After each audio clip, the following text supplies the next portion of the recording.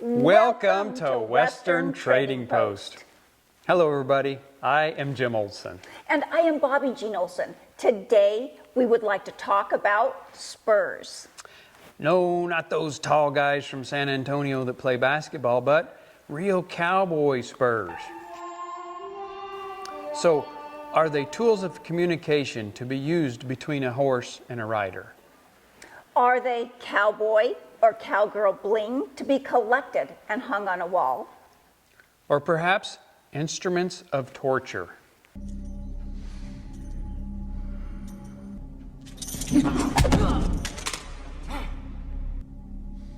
Depending on who you talk to and how they are used, it could be all three.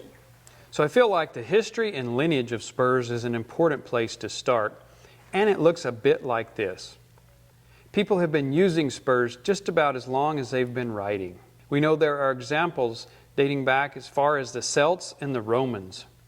European horsemen were using them widely by the Middle Ages, and pretty much every horse culture who also had knowledge of forging metal has been using them ever since.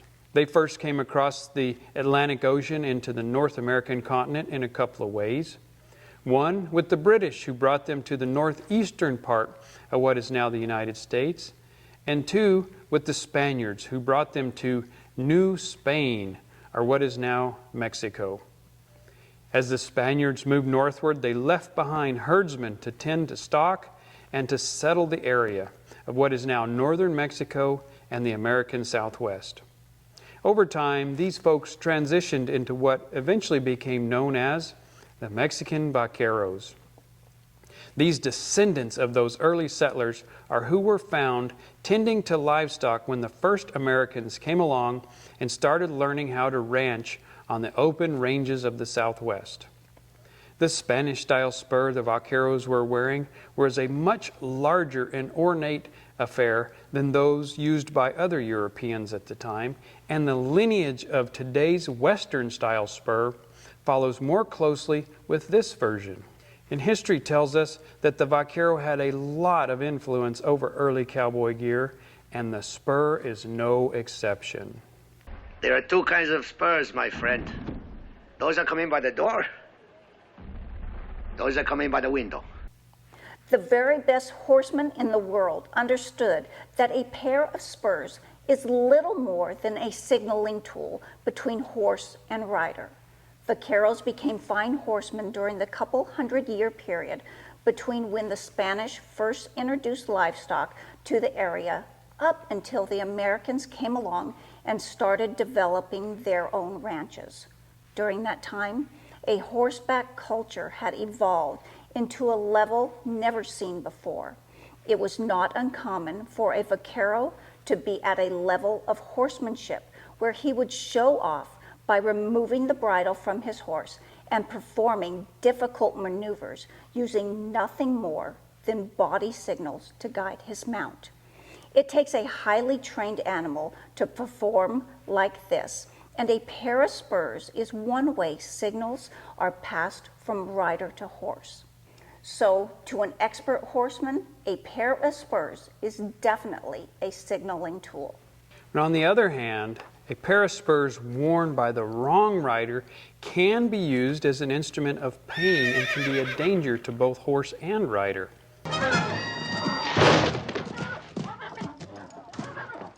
Unknowledgeable people look at a pair of spurs, especially those with large rowels, and imagine the worst. They don't realize that spurs, just like almost anything else, can be used for bad or good depending on the user and the application.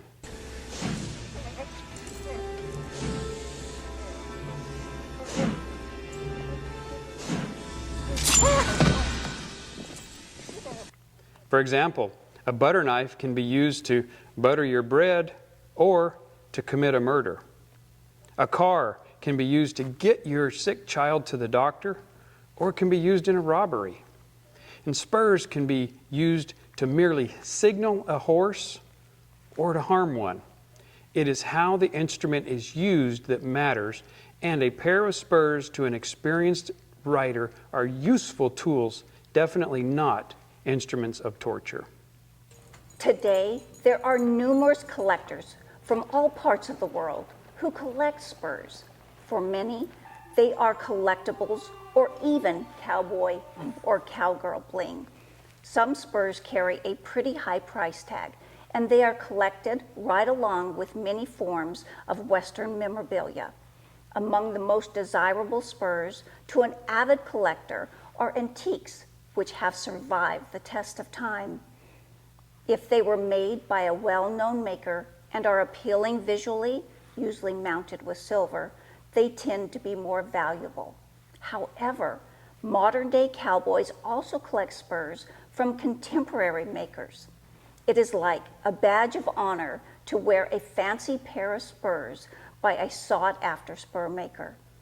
A pair of spurs by a well-known contemporary artist can often match or exceed the value of a pair by a famous maker from 100+ years ago. It really comes down to the taste of the collector or user.